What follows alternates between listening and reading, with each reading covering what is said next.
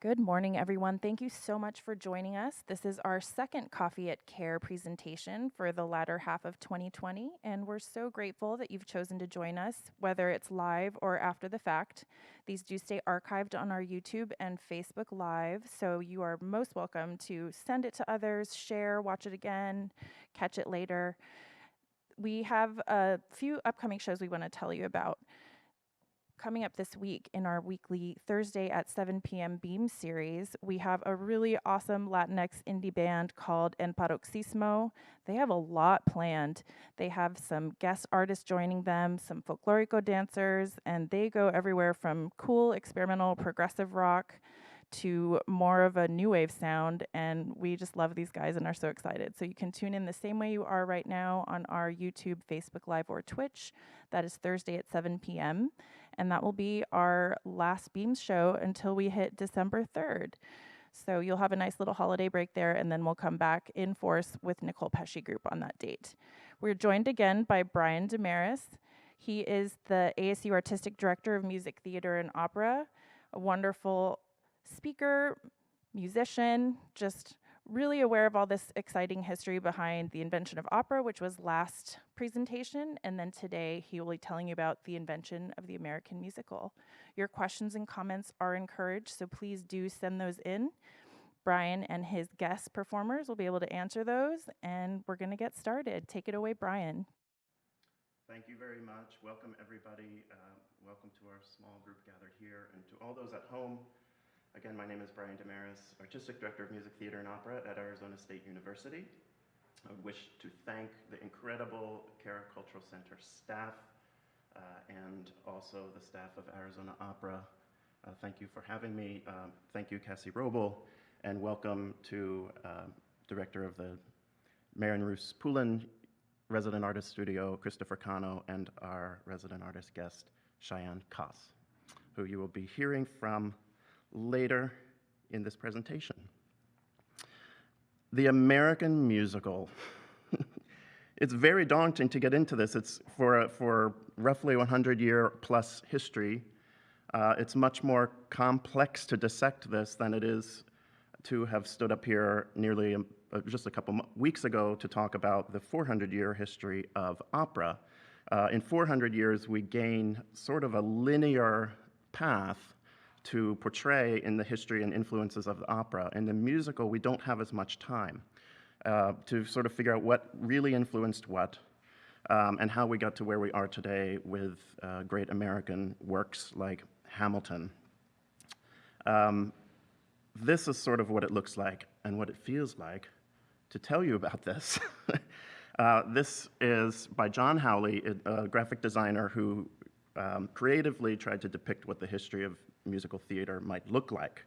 So you have a tube map here, but I think of the New York City subway map that if you extend into all the various metro regions, it would take you years to make every stop and visit meaningfully every town and village along the way and see how all these systems are connected.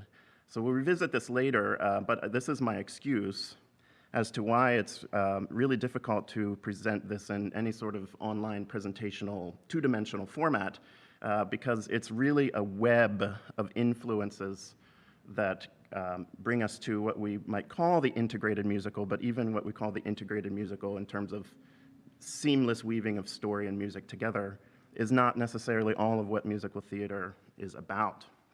The other thing I have to precede this lecture with is an acknowledgement of the racist past of the American musical, as one of the biggest influences comes from the fact that black people were enslaved for so many years by colonizers, and we have a lot of influences that come from the plantation art forms and minstrelsy.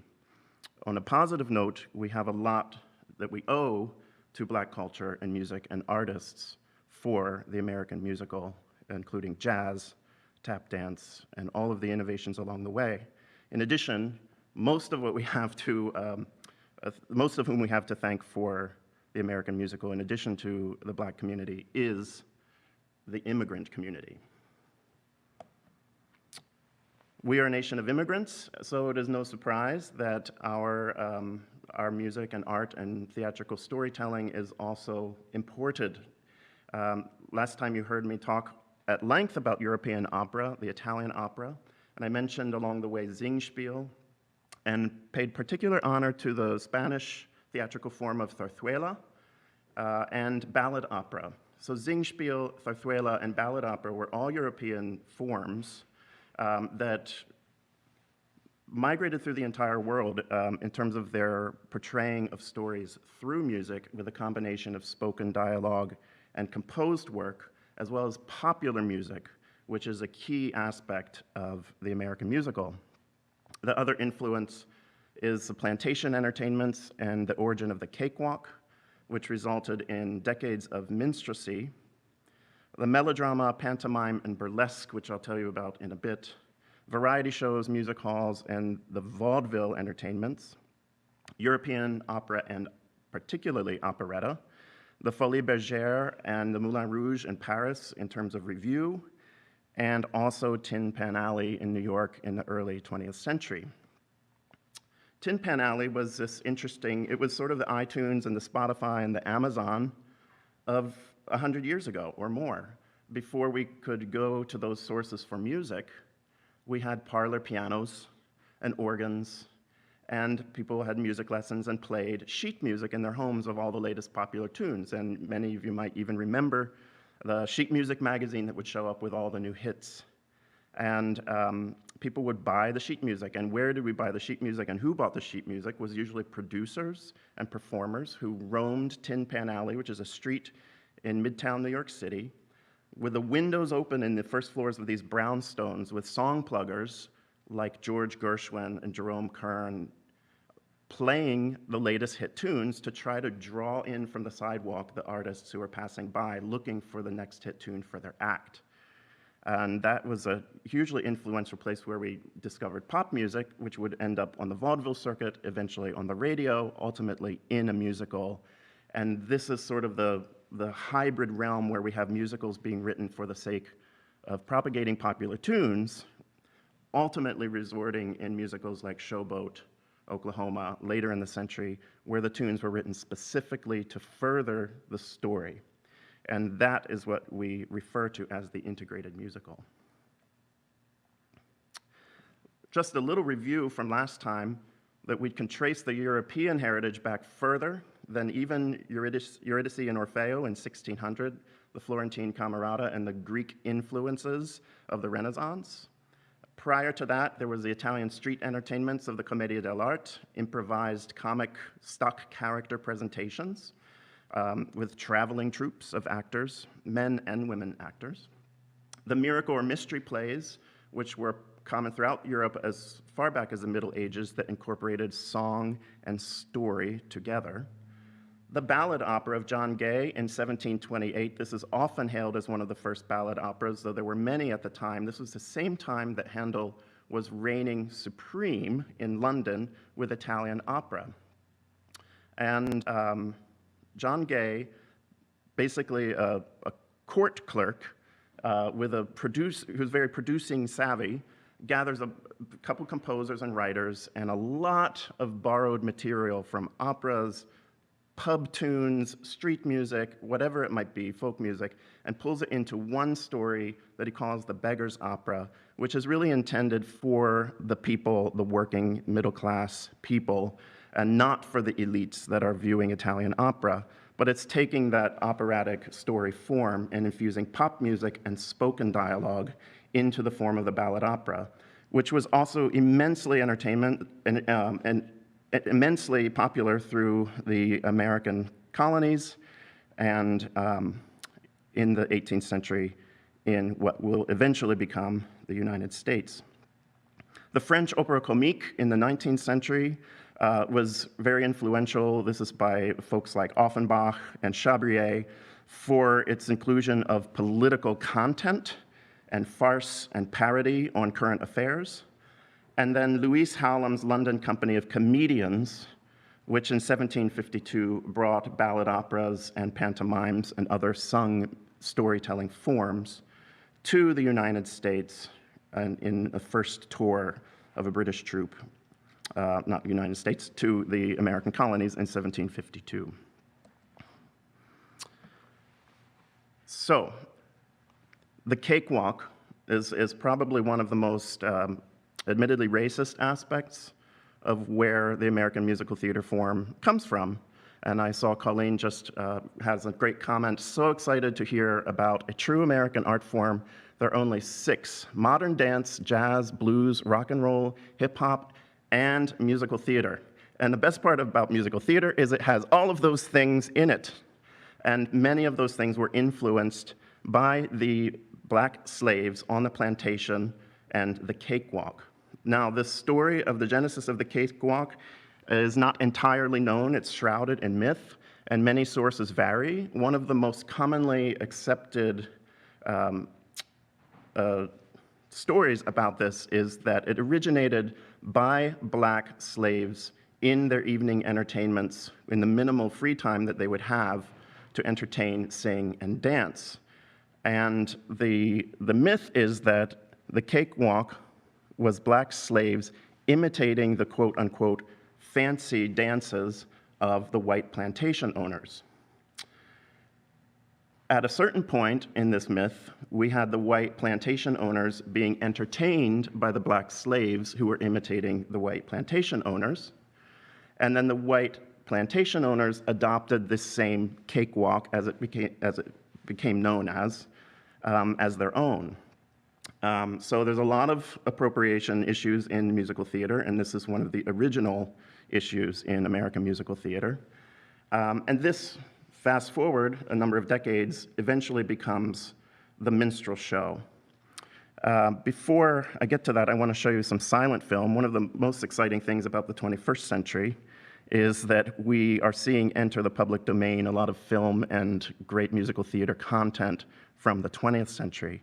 So this is a silent film from the Library of Congress featuring black performers in the cakewalk.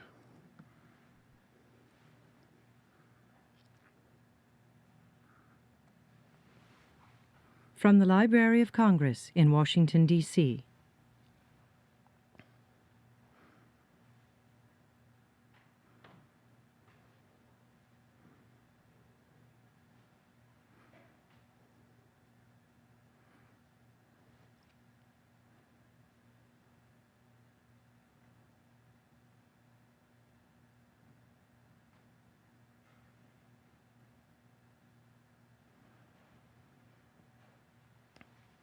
This has been a presentation of the Library of Congress. Visit us at loc.gov. As you could see, that film was from 1903. Amidst the Civil War, we had the rise of the minstrel show, and particularly following the Civil War, the minstrel show of white performers and minstrel shows of black performers, all of whom were in blackface, which was never for a second a good thing. But Thomas Dartmouth Daddy, known as Daddy Rice, created what we now know as the original Jim Crow character. This is where we get the name of Jim Crow laws and the Jim Crow South, etc. And he is the person to whom we attribute this minstrel show, which was appropriating the black entertainment for white performers, traveling around using the American railroad system to perform.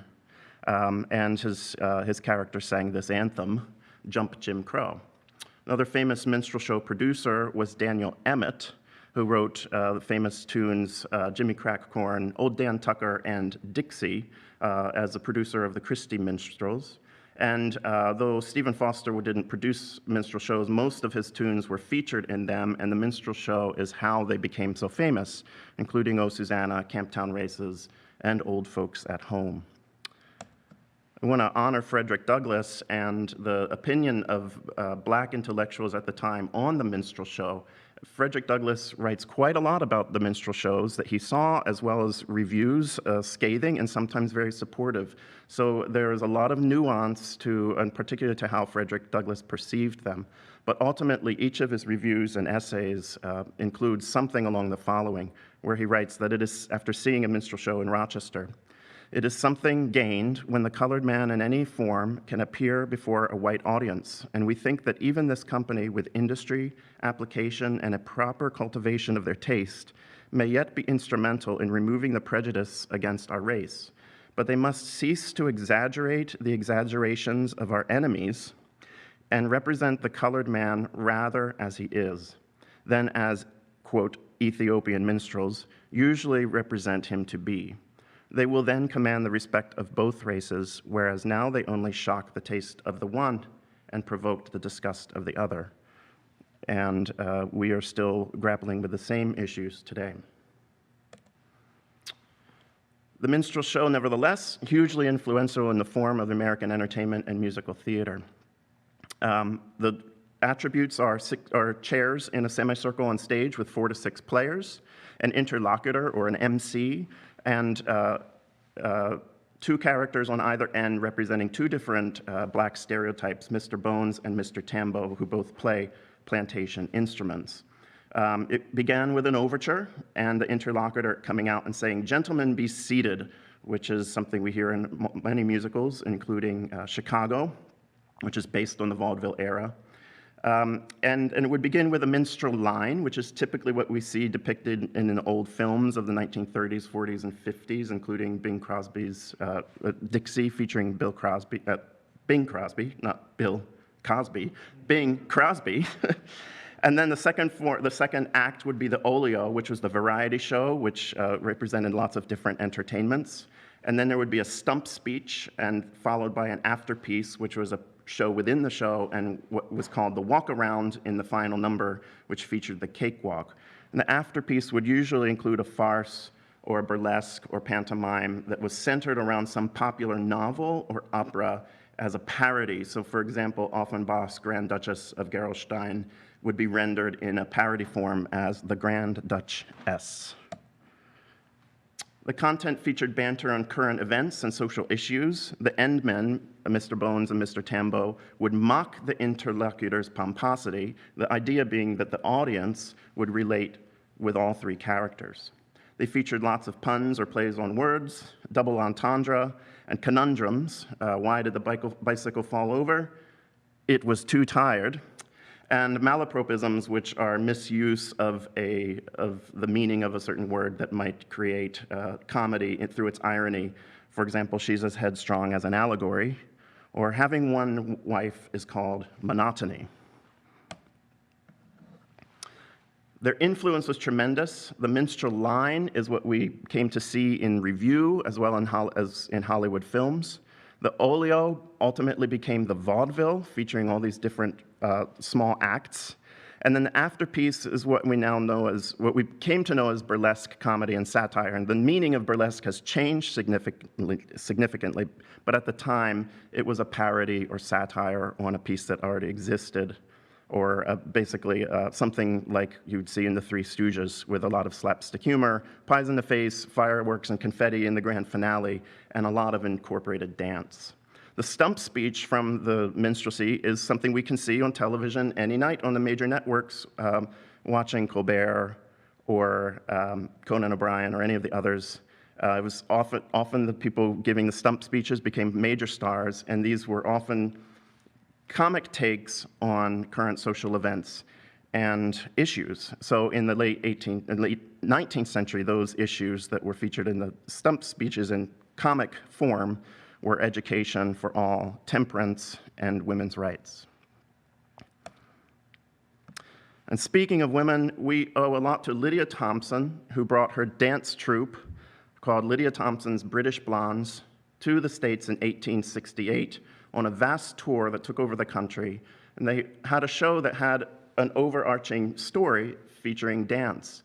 You might see something like this in the Radio City Christmas Spectacular, where there is the main form that you're there to watch is dance, but there is an arc of a story and a narrative that takes place over the show. And that is what we now call melodrama, pantomime, and if any of you have seen the Florence Foster Jenkins movie with Meryl Streep, there's pantomime and melodrama in that, where actors or non-singers might act out an opera or a show in story, but it wouldn't be centered on making of live music, but would be accompanied with live music. Also at the time, we have the variety show, which we also owe to the railroad, and every town having a saloon. And as towns started to build their theaters, many of which you can see around here in the Southwest, the first floor of those theaters was usually a restaurant or a bar. And this is how these theaters came about. They began as restaurants and bars and saloons offering live entertainment, and eventually turned into theaters offering vaudevilles with touring actors. P.T. Barnum was among the biggest producers and most influential producers of the variety show in the 19th century. He brought the highest paid entertainer in the century, Jenny Lind, the Nightingale opera singer, to the States to perform and tour. But his acts also had melodramas, farces, pantomimes, and eventually, as you probably figured out, animals, and all sorts of other things, using the train to get from one town to another. And he originally was using theaters in those towns, ultimately setting up his own theaters, traveling theaters in those towns. And that is sort of the beginning of the circus culture in the United States. And there's also dark facts about P.T. Barnum as well, including abuse of freed slaves as entertainment, et cetera, and so on. P.T. Barnum also invented the matinee, assuming that on Sunday afternoons, people in these small towns might want to get home before dark. So he creates the matinee. And I want to mention that these melodramas, farces, and pantomimes weren't always on comic material or operetta. Sometimes they were based on very serious novels, and often they had nothing to do with the novel. They were just using the basic structure or character as the offspring for these farces. So Uncle Tom's Cabin is a good example, abolitionist novel, but it would appear in these farces in P.T. Barnum's shows as not very serious content. The Black Crook, the title is not racist. The Black Crook is referring to black magic and the influence of the devil.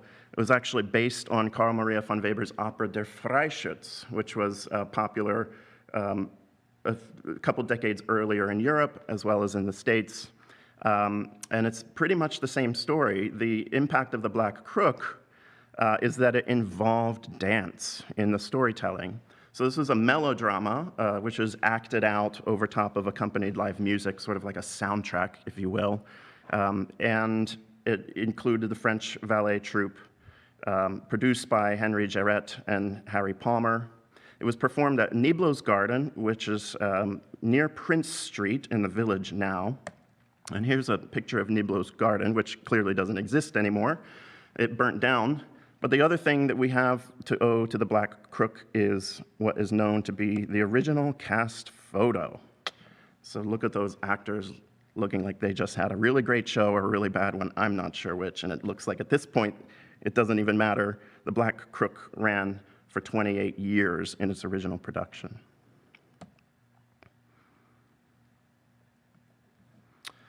Other vaudeville acts that became major producers and performers included Weber and Fields, Joe Weber and Lou Fields, known as Mike and Meyer.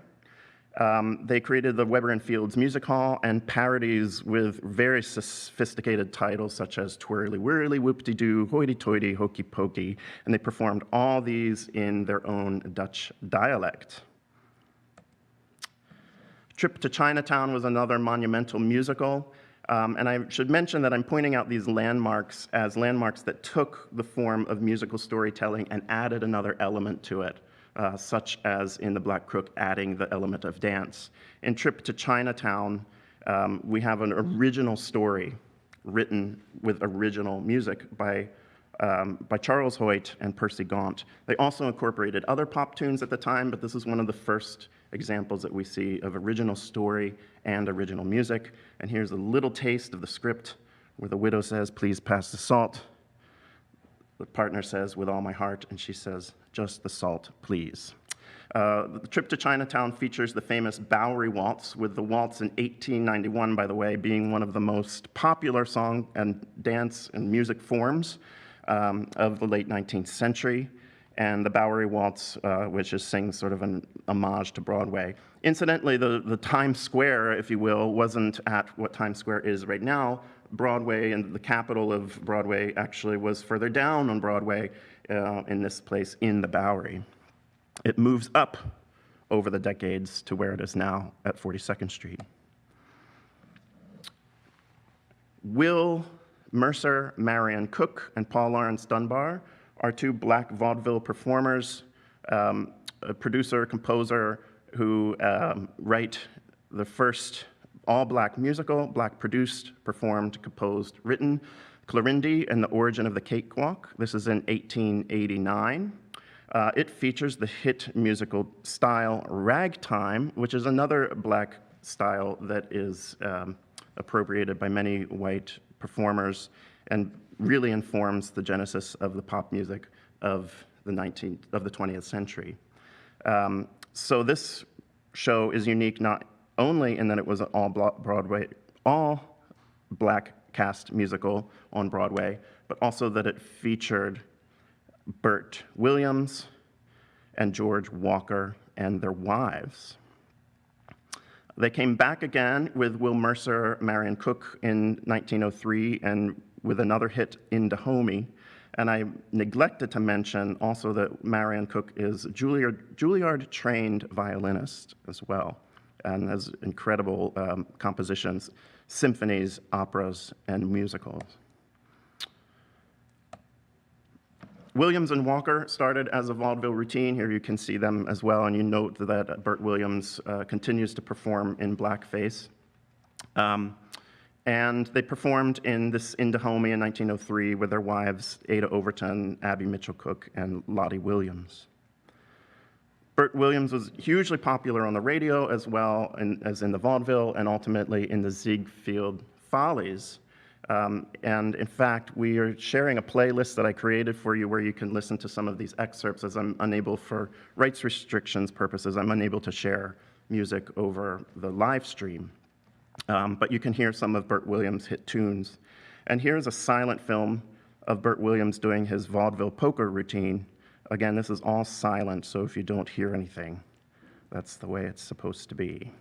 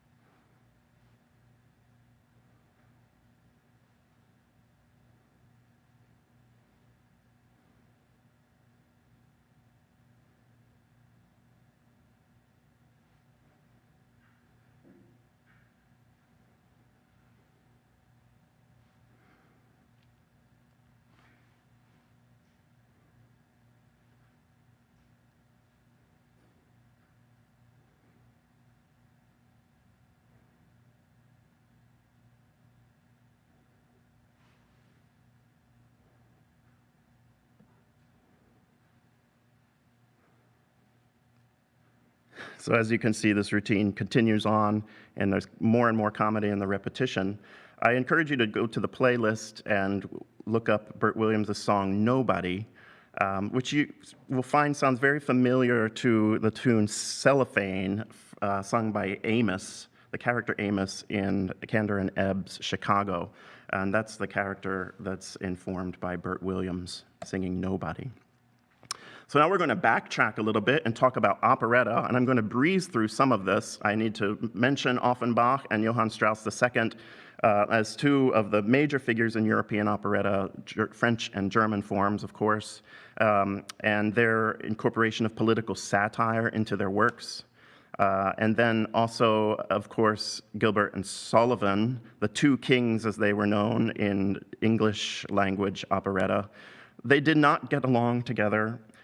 Their first work together was Trial by Jury, But their first major success was HMS Pinafore in 1878, which in London and opened in New York on Broadway in 1879.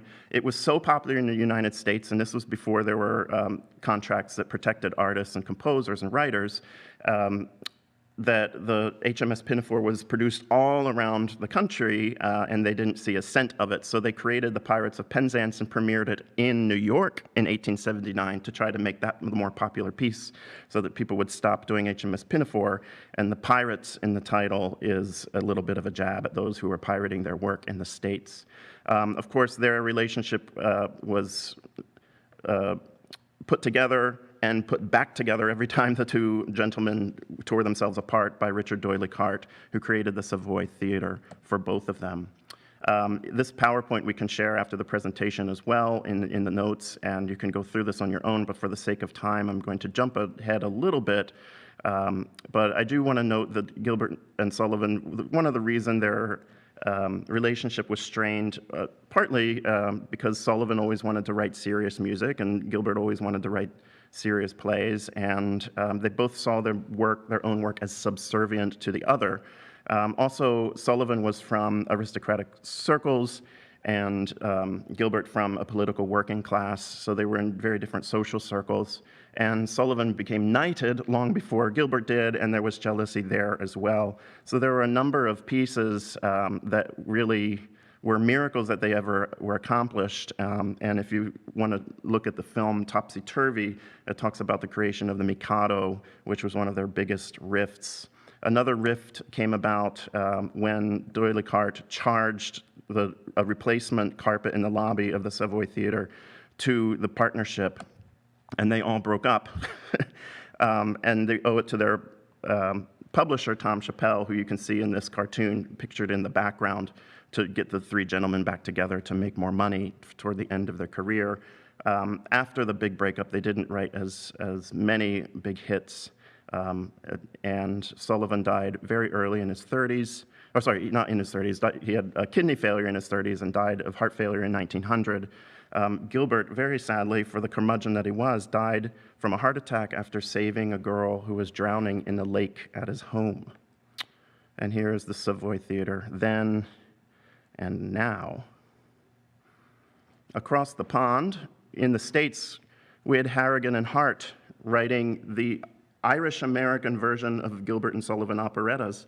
And we call this idea the deus ex machina, where something outside of the story enters the story to sort of put an end to the situational comedy that would run on forever if something didn't come stop the show. And Gilbert and Sullivan, it's usually the appearance of the queen that gets the pirates and the troops to get along, right?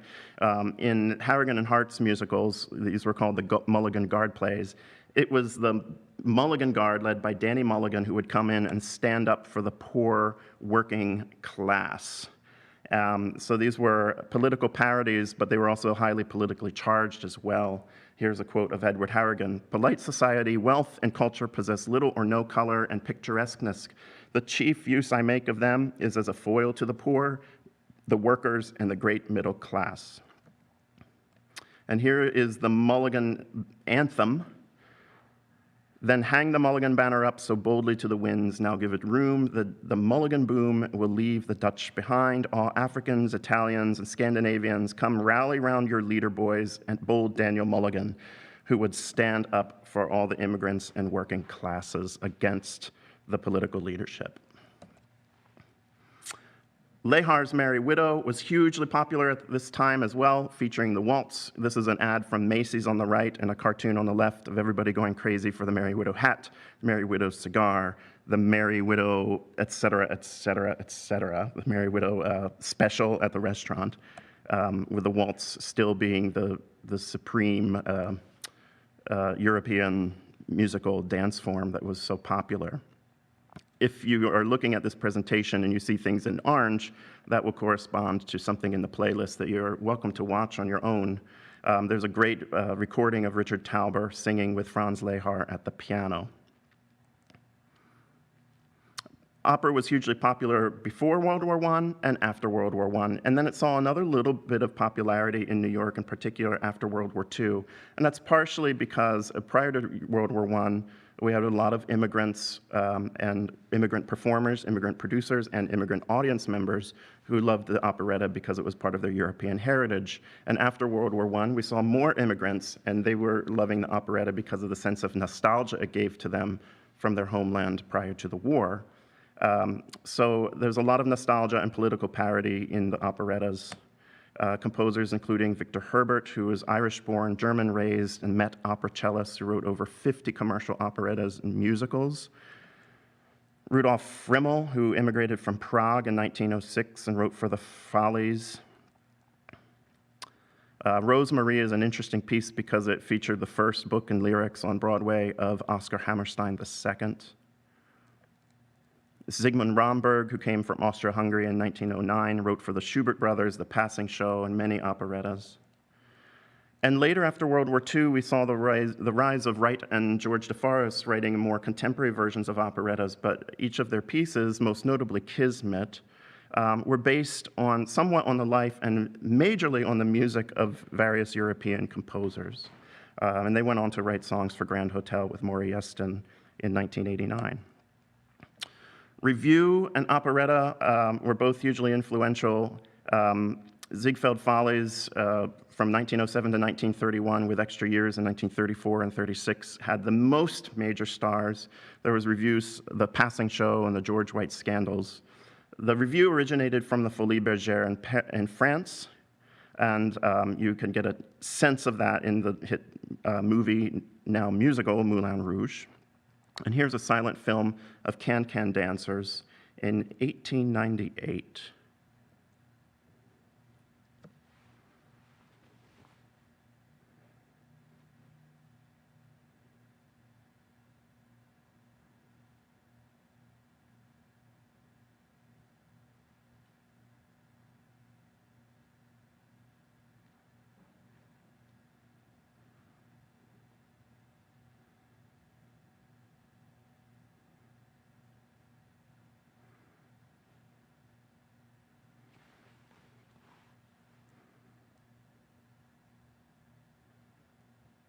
So it's a long way from that to the Rockettes at Radio City, but the Rockettes and Radio City are the closest example we have now to what Revue was. And here's images of Ziegfeld's Revues. This is a casino theater on the right that no longer exists. But you also saw in Revue the influence of the minstrel show and the minstrel line, as you can see in the use of the steps, incorporation of tap dance, kick lines, etc. FLORENZ Ziegfeld, whose statue stands proud in Times Square still to this day, was known for lavish sets, costumes, women, as well as the design of the whole Revue. His shows featured the biggest performers and the best composers of the time. He described the ideal woman who he would cast through over 15,000 auditions in his lifetime. Each with different types and specific measurements. The pictured here is one of his most famous Follies girls, Hazel Forbes. Ziegfeld had 3 wives and lovers: Anna Held, great entertainer, Lillian Lorraine, and then Billy Burke, who you might know as Glinda the Good Witch. And Ziegfeld would be nothing if it weren't for his designer, Joseph Urban, who was one of the founders of what became known as the Art Deco style in the early 20th century, which is a pastiche of various borrowed styles from around the world, often contradictory. And he was an architect, illustrator, sculptor, and theater designer, and you could see this Art Deco style in all of his work. Here's one of his illustrations he made for a children's book. This is his original set of Showboat, and this is the Ziegfeld Theater designed on the outside and inside by Joseph Urban. This is now the site of the New Amsterdam Theater on the southwest corner of Broadway and 42nd. And you can still see Joseph Urban's buildings in New York. The Hearst building, skyscrapers built on top of one of Joseph Urban's original buildings here. You can see the Art Deco design in the base of the skyscraper. You can see Ziegfeld on film, including Glorifying the American Girl of 1929 that he helped produce, and the biopic, The Great Ziegfeld, in 1936, which includes performances from his shows of the same time. Other reviews include the George White Scandals, The Passing Show that was produced in competition by the Schubert brothers. They produced The Passing Show at the Winter Garden Theater, which still exists. This is where Cats and West Side Story had their premieres, and you can still see shows there today. Artists and Models, also by the Schubert brothers. Earl Carroll's Vanities, and the Garrick Gaieties, which featured the first collaborations between Rodgers and Hart, and the Music Box Review produced by Irving Berlin. All these reviews were really in competition to the FLORENZ Ziegfeld. Irving Berlin were also still amidst immigrant composers. He was born in Russia. His name was Israel Belin, immigrated at the age of 4. He was a waiter in the Pelham Cafe where waiters sang tunes, and one night he was singing a tune to Harry von Tiltzer, who was a Tin Pan Alley producer, who asked him, hey, where'd you get that tune? Irving says, I composed it. Next thing you know, he's writing songs for the rest of his career, well into the 1970s, and he never had a music lesson in his life. There's a terrific video here that you can watch of Irving Berlin playing his piano that transposes for him because he only played on the black keys. His big hit tune was Alexander's Ragtime Band, which is not ragtime music whatsoever, but was a major hit in 1911. And he also wrote shows for the Army veterans in World War I as well as World War II, which were produced on television. George M. Cohan, another very conflicting figure here, wrote so many patriotic tunes and put the patriotism and nationalism of the United States very much into his shows. He grew up in the vaudeville circuit with his family as part of the Four Cohans, and in 1904 wrote Little Johnny Jones about a bookie who goes to London and wins a race, but he's really sad that he misses New York, and he sings, "Give my regards to Broadway." And the term Cohenize was a term that they applied to musicals for George Cohan to go in and add all the patriotism to it. Unfortunately, he was against Actors' Equity and the strike in 1919, so he was very much ostracized from the theatrical community, despite being awarded a Congressional Medal of Honor in 1936. At the same time, this is the early teens, 19s, we have 3 guys named Guy Bolton, P.G. Wodehouse, and Jerome Kern writing small, intimate, through-composed stories for the Princess Theater. We'll hear more from Kern in a bit. The 20s bring us the 19th Amendment, Prohibition, Flappers, and more. And one of the themes we see in the musicals of the 1920s is what we call the Cinderella musicals, or the rags to riches stories. Interestingly enough, they all are focused on one female who goes from rags to riches, like Cinderella. Irene, then Mary, and then Sally, and then they were such hits that we have Sally, Irene, and Mary in 1922. We have Little Nellie Kelly, the rise of Rosie O'Reilly and Betsy, so on and so forth. One of the greatest black musicals of 1921 was Sissle and Blake's Shuffle Along, and I'm so pleased that people know what this is now because of the remount featuring Audra McDonald. It had 504 performances. It launched the careers of Josephine Baker, Adelaide Hall, Florence Mills, Freddie Washington, and Paul Robeson, who we'll hear more about later, too. It was viewed as the first sophisticated African-American love story, and it drew black and white audiences alike, and it was so popular that they had to segregate the seating in the theater to accommodate all the audience that wanted to see the show. The hit tune from this was I'm Just Wild About Harry, but there's actually one of the original talkie films in 1923 that features Sissle and Blake, and here's a bit of their act, and I just have to apologize because the first 30 seconds or so of this is black, but it is playing. Here we go. So here's Sissle and Blake performing some of their songs in 1923 in the first talkie film.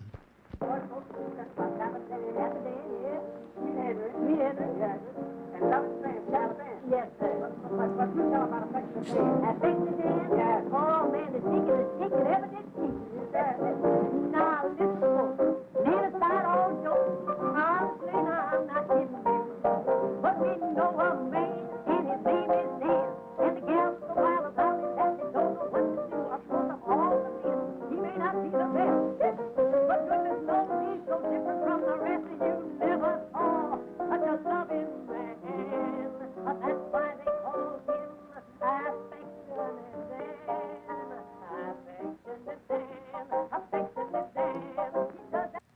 That's Noble Sissle and U.B. Blake. George DeForest was an inventor, engineer from silent film who had the idea of unifying audio with silent film and went to all the major film producers and said, this could be really great. And they all said, no one wants to hear them at all. No one wants to hear actors. So he said, I think you're wrong. And he self-produced his own silent films. And the first 3 people he put on these original talkies to show the big movie houses that people would like it were Eddie Cantor and his vaudeville routine, Paquita Concher and her vaudeville routine, and Sissle and Blake and their vaudeville routine. In 1995, another Cinderella story, No, No, Nanette, by Vince Youmans, Irving Caesar, and Otto Harbach, makes it big, including Tea for Two and I Want to Be Happy. And then in the 20s, we have the rise of George and Ira Gershwin. George Gershwin was a song plugger in Tin Pan Alley. He, just like Aaron Copland, Philip Glass, Quincy Jones, studied with Nadia Boulanger, great and very important composition teacher in Paris. He wrote many hit tunes for the vaudeville and the Ziegfeld Follies. His Porgy and Bess didn't premiere until 1935. But the one production I want to point out to our Arizona audience is Girl Crazy.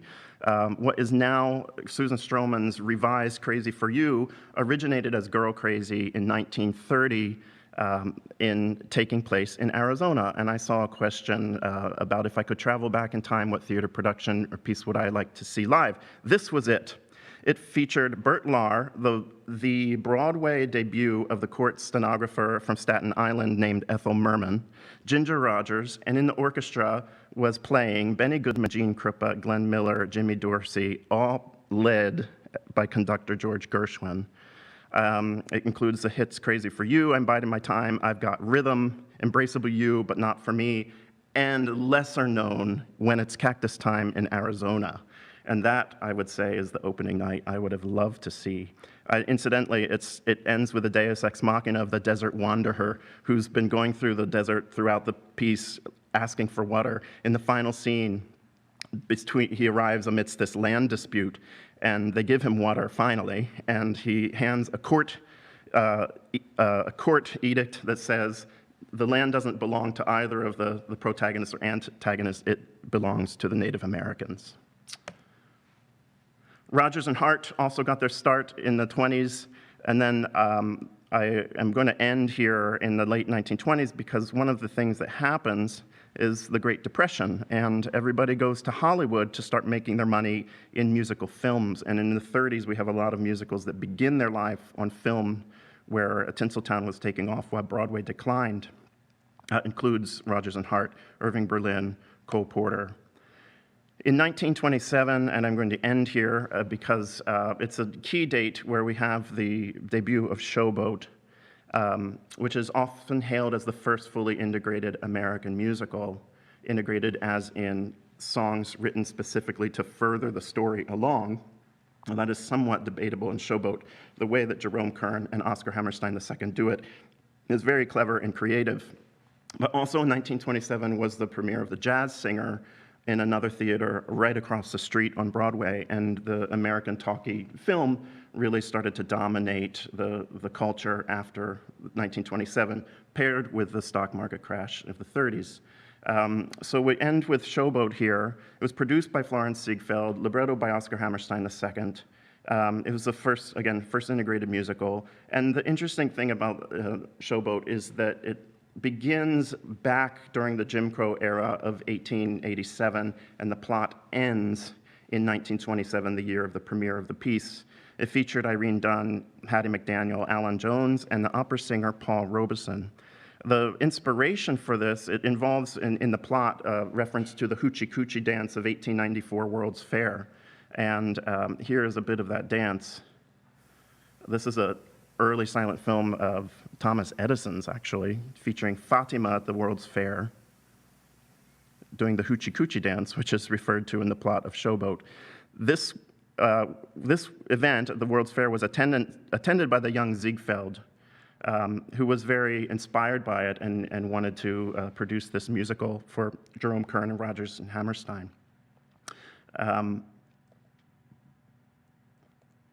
Jumping ahead here for the sake of time, because like I mentioned, Paul Robeson was one of the opera singers that was cast in the original Showboat.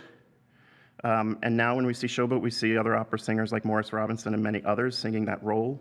South Pacific, a few decades later, by Rodgers and Hammerstein, the main role was written for Ezio Pinza, Italian-American opera singer. And we've seen the Lincoln Center revival had Paulo Schott. And then Carousel featured opera singers Christine Johnson and Shirley Verrett in early productions, and most recently Renee Fleming.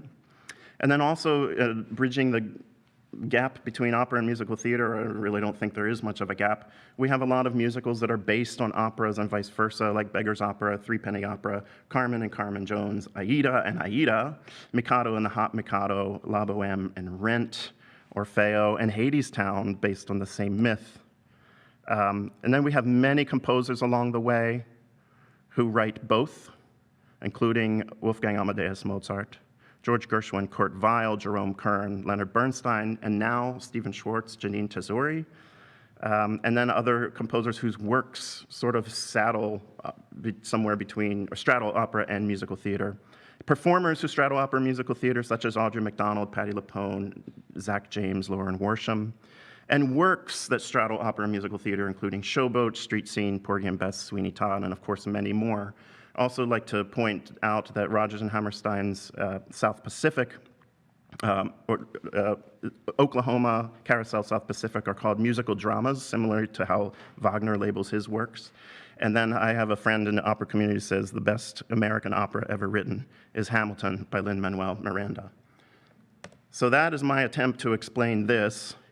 And just to emphasize again that it is nonlinear, everything is related somehow, and you can get from one piece to the other.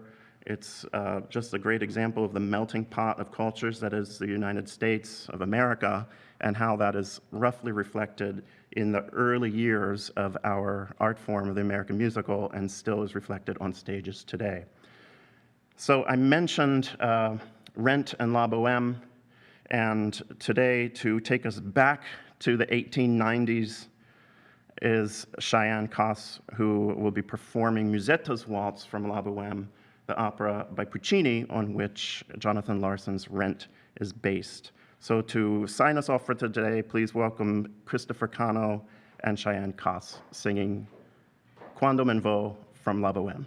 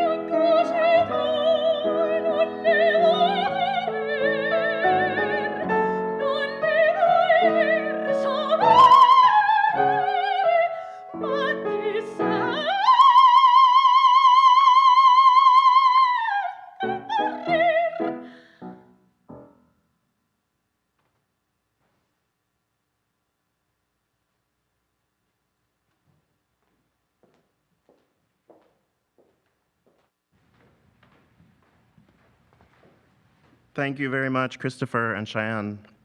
There are a couple more questions that I saw came in. Yes, thank you, Colleen, acknowledging again that our American culture is indeed a dichotomy of the best and worst of our history, and it's important to examine both and create a language and an understanding so we can move forward together. And one of the things I do love about musical theater is that it does help create that language and show that dichotomy. As I mentioned, the opening night I would have loved to have seen of yesteryear would have been the opening night of Girl Crazy by George Gershwin. And Jeannie, nice to see you here. How were musical productions affected after the Spanish flu of 1918, and how did they bounce back? Any learnings for us today? I'm sure there are. Unfortunately, I have not looked into it. I imagine that producers of the day were doing what we're doing now, and that is trying to figure out how to do things safely, such as what you're seeing right now, and make sure that the arts survive. In fact, I did just Google Broadway shows of 1918 and 1919, and there were plenty. So we had some great shows at the beginning of 2020, and I'm sure we're going to have some good shows and productions in 2021 as well. So I have hope, and I'm not going to quit. I don't think any of the rest of us in here are either. We have hope that in the next year or so we'll be out there doing what we've been doing and trying to figure out how to do it better for all.